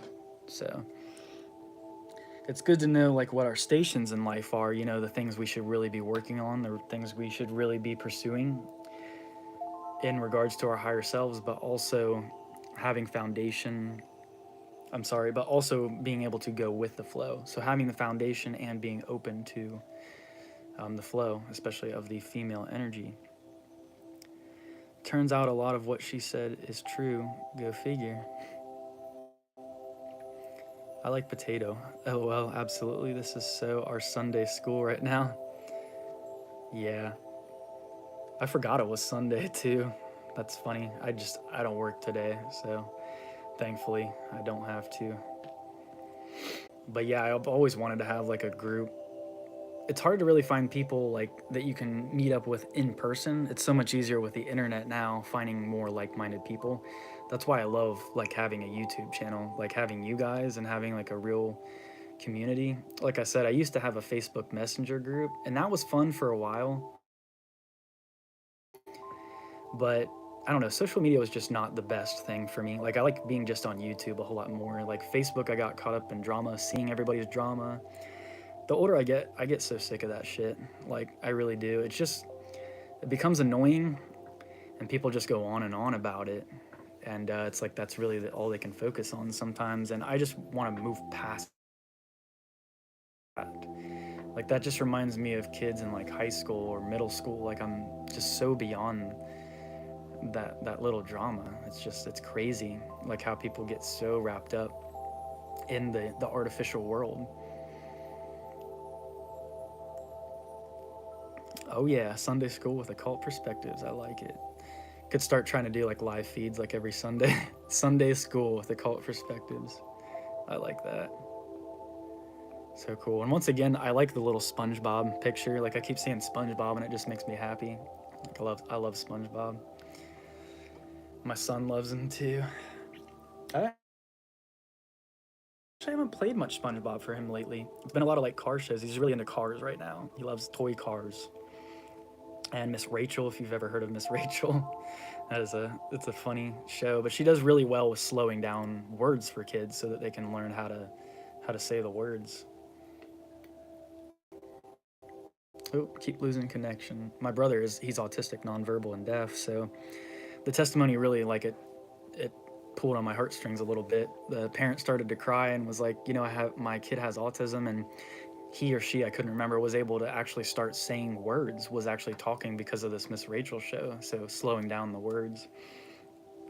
So something even so silly and mundane as that, like I'm talking about Miss Rachel right now, like it's good to like appreciate the work that everyone in the world is doing. If they're following their true, if that's obviously what she's meant to be doing, she has a higher calling to do the YouTube thing and has like helped educate like millions of kids at this point. That's like really something to be proud of. So totally off the subject of occult and esotericism, but hey, I just like to talk about stuff. Like I just like good conversation with good people. So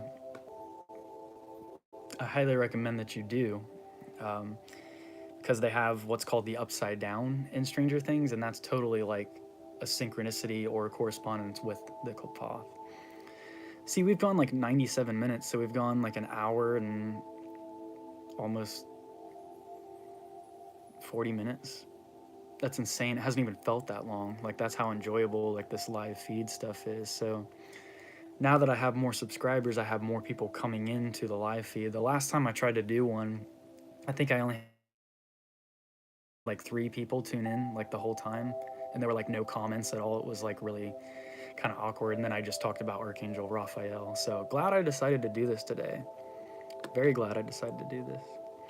This is a special moment. Embrace it. We may not get this time again. You never know. That's right. Like every day is a blessing, and that's why I wish people would learn to appreciate the moment more. And we don't always have to entertain ourselves with things like everybody thinks they have to stay busy or go out and do things, and that is nice. That is healthy to do every now and again. But I like just sitting with good company, like that to me, and just good people. Like that's really one of the few like just things I ask for in this life is just being able to be surrounded by cool people and just keeps going out. I don't know if it's like interrupting things on your guys' end. I feel good in this moment. This is enjoyable. This is fun for me.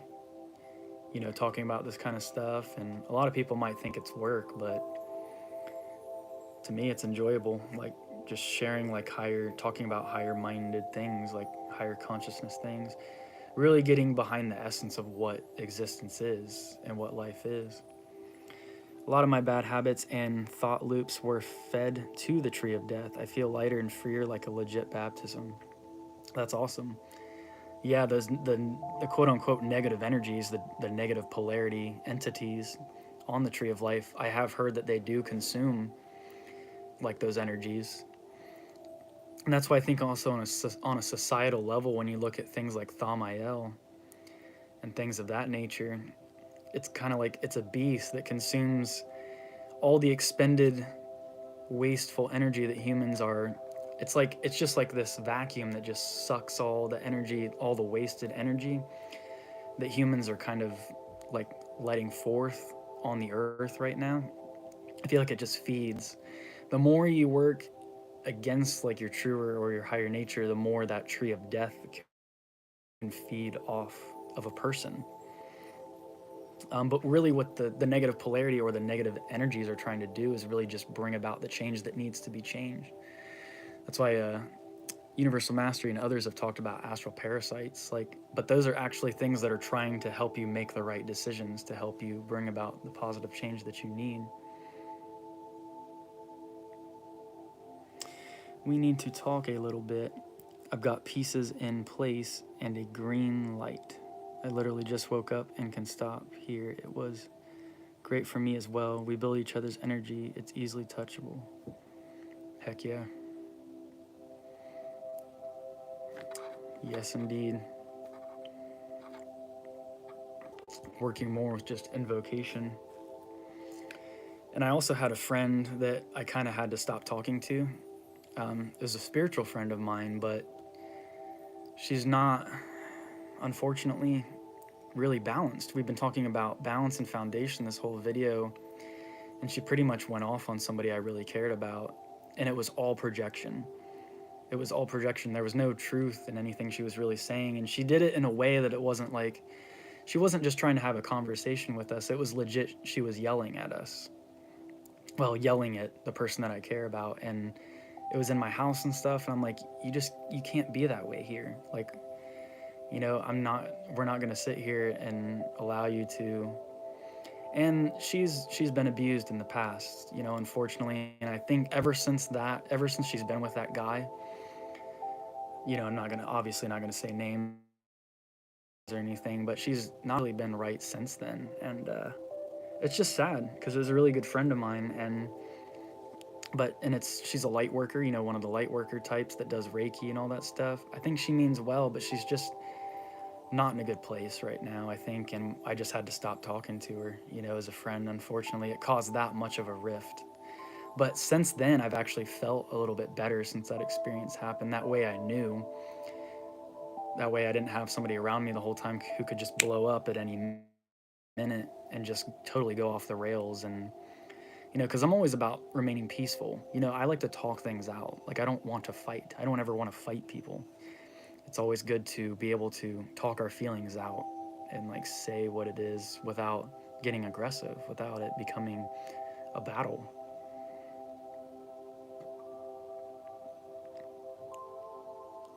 Whoa, I just said that. Then you said it. Oh, well, I love when that happens. Or if you read somebody's mind and they say what you were thinking. Of course, I see. That channel, I've only been working for 1 month. Your YouTube channel? The Falcone? Is that a newer channel? I worked in psychology for about 8 years doing case management and there's a lot of like Christian programming there too. For sure. I'm gonna do another checkup on my son, and then I think I am gonna like go and use the restroom real quick too. I'll be right back.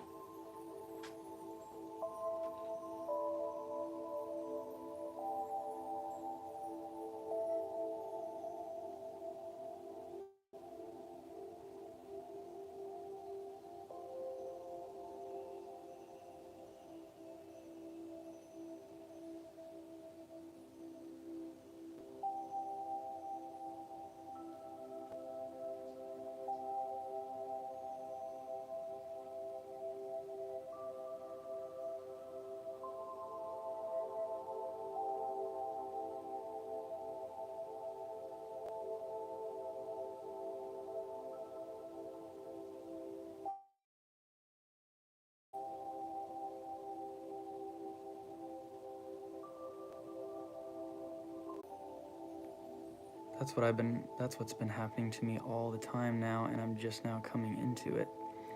Don't really know how to deal with it yet, but I'm learning. Definitely never planned on being able to read a person's thoughts, but I became aware of it when I started answering people's questions before they asked it. Honestly, I didn't even notice it, but for those... Yeah, and some people we have... I don't know if you wrote more or not, but for those, the last part that I see. But for those who were actually paying attention, it either freaked them out or was there to make me aware. Now I'm fully aware and moving forward. Yeah, and I think people that we have like a closer connection with, like a partner or something like that, like me and my fiance, like we've read each other's minds like quite a few times before. Like, it's been really crazy. And some of my buddies, like, we've just like stare at each other and we'll just know.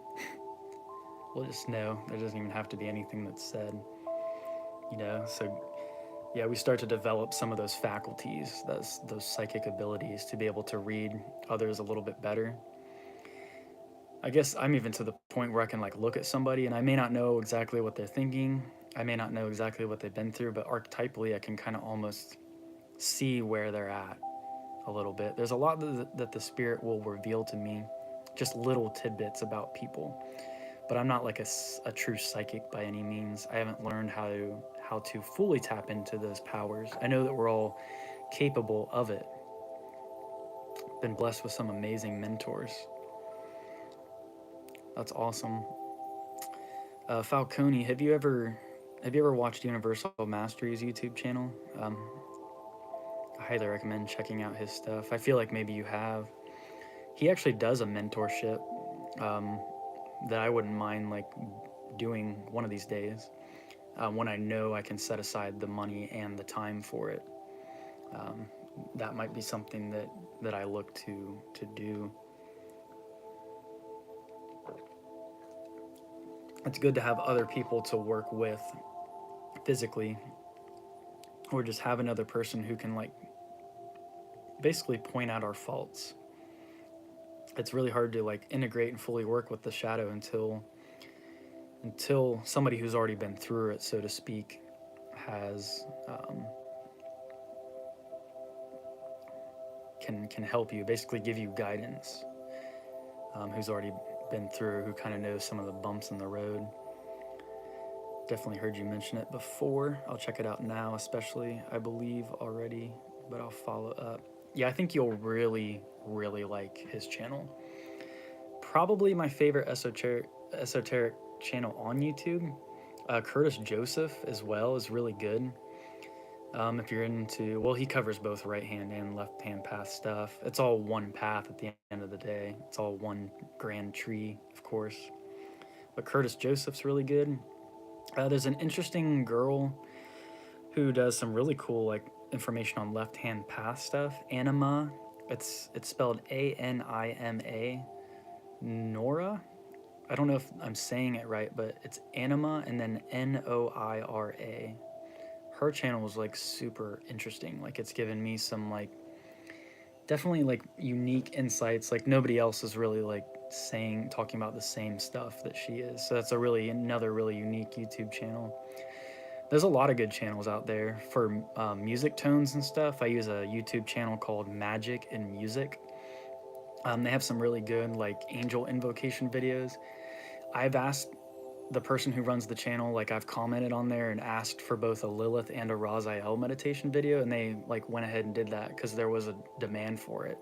Not just me, but a couple of different people. For me, masters seem to just calmly say something that doesn't even necessarily make sense right then later on it's revealed and it knocks you backwards. For real. It's the wise old master. Sometimes they seem like the madman, you know, or the fool. It's the whole Fool tarot card. Remember, the Fool was the Fool is the beginning of the journey, but it's also the end of the journey too. It's the zero, it's the circle card.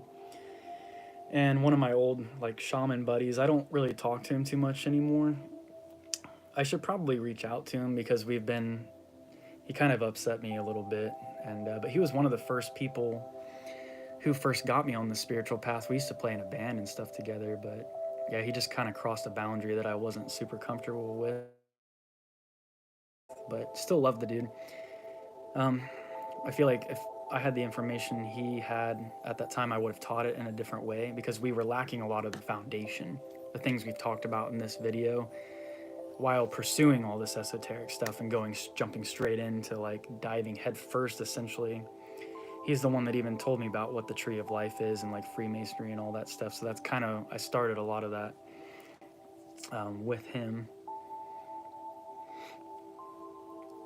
But he said stuff before like, it's key to be the fool the whole time. Like even the master is the fool. Like you don't want to take anything like too seriously. Like you want to be the fool archetype, but you also the master, like simultaneously. You kind of have to be both.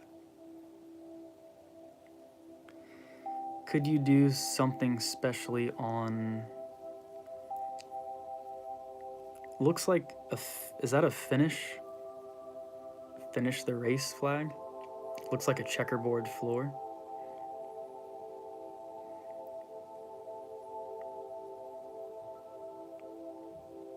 Maybe clarify just a little bit more on what you mean there.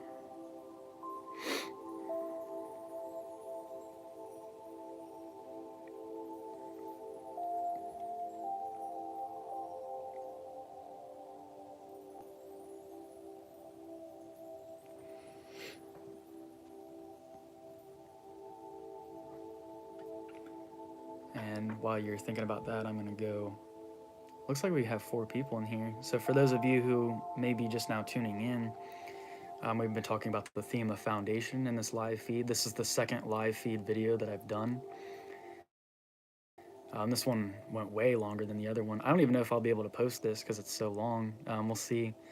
We'll see what happens. So yeah, if you have any questions or anything, you want to just comment and be a part of the video chat. I think we're just going to keep rolling with this until my son's done with his nap, which I'm going to go check on him right now.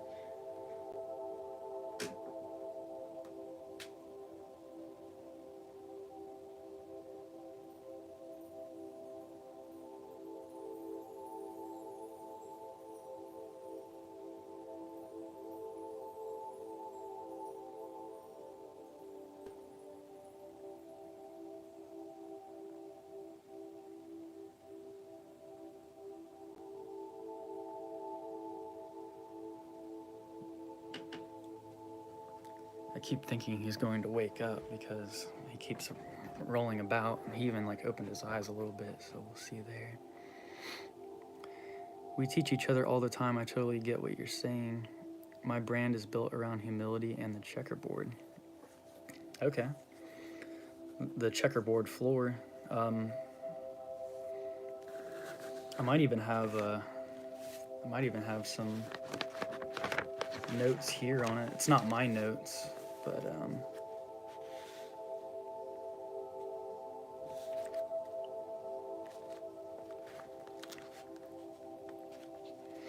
of course, like most temples, whether it's a Masonic temple or any other mystery school, place where they're doing ritual, the checkerboard floor represents duality, so it's the black and white, and that's why you walk above the black and white. You don't want to get caught up in the total. Those are like the polarities.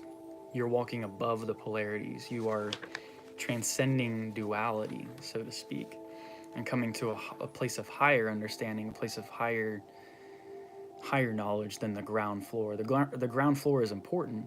It's what builds the foundation of the temple, so the ground floor, the checkerboard floor, is symbolic of that, but it also represents black and white. I've even heard the metaphor, I think in Albert Pike's Morals and Dogma, that it's like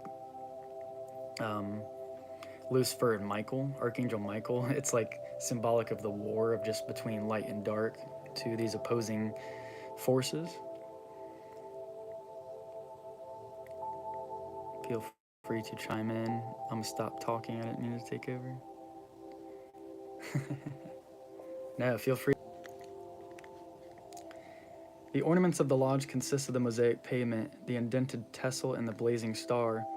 We walk in a world of opposites, good and evil, night and day, hot and cold, love and hate. So it's like the Hermetic principle of polarity. Is that what it is? I'm like totally having a brain fart on that right now. But how the seemingly opposites aren't really opposites per se. They're like just different degrees of existence. The mosaic pavement, which is the checkerboard floor, symbolizes this fact. Again, all of these symbols should be studied further to find out what they conceal and what they reveal.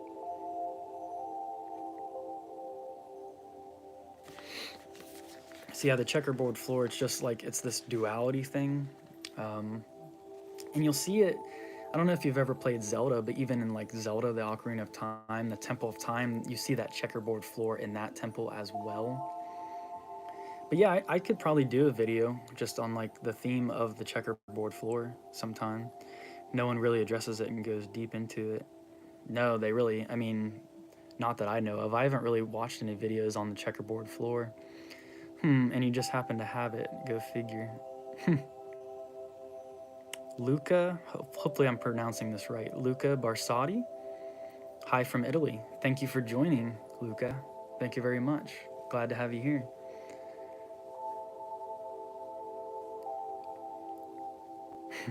Falcone's pepperoni, Italian here as well, LOL. And then sometimes when I've done a video on like tips on visualizing the archangels. when I'm in kind of the astral temple, when I've, done like the lesser invoking ritual, the pentagram, and I can see the four angels, surrounding me, I'll often imagine myself in like a temple of white light. It's like a celestial temple, but there's also that checkerboard floor too. And I'll often see like almost like a tinge of water, like a little bit, like a little layer of water. And it almost reminds me of, I did a video on this and kind of, there's a picture I showed. I think it's another Zelda thing too, but there's another room or space that that's the reflection. You see the reflection. And, what was I going to say? We were talking about the checkerboard floor, the angels in the four directions. In the checkerboard floor, there's also temples where it shows like the strife of mortal life, like battles and all of these things. All of those conflicts are also symbolized by the black and white squares. And then as Jesus walked on water, well, what is water symbolic of? Water is symbolic of the emotions. So when you walk on the water, you're walking on you're rising above the emotions. You're not being ruled by your emotions. You're walking on the checkerboard floor. So, is that some Italian there?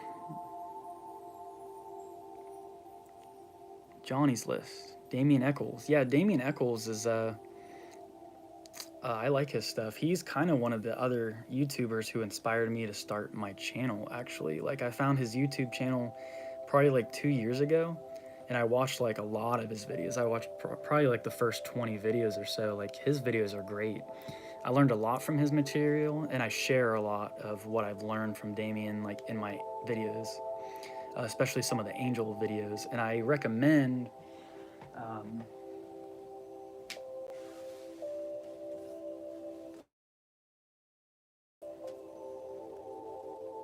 getting this book, High Magic. If you're like a beginner, like of that nature, I would definitely promote it. Cool, yeah. I'll try to do, I'll add that to my subjects to cover the checkerboard floor in a future video. But I pretty much covered like all of what like the baseline stuff of what I know about it, like just now. It's hard to go into it like too deep. And then you have the blazing star, which is symbolized in a lodge too. It's at the center of the lodge. Usually there's not a literal star there, but it represents divine providence. It symbolizes the presence of God, but it's also the pentagram. Of course, the blazing star is the pentagram, which we see, the color blue, when we're doing like the lesser invoking ritual of the pentagram and things of that nature.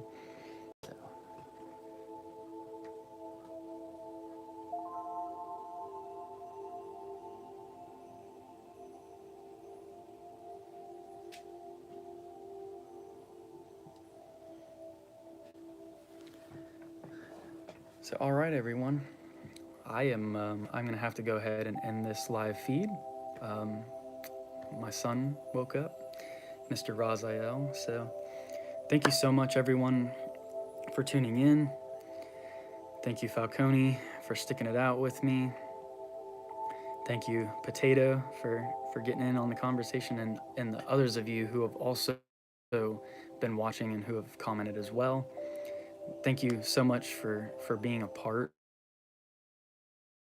of this YouTube channel and basically being like family. This is super cool. We're gonna have to do this again really soon. So until next time, take care, everybody. Peace, blessings. Nice to meet you as well, brother. Nice to meet you as well. So I will see you all very soon. Peace and blessings wherever you are.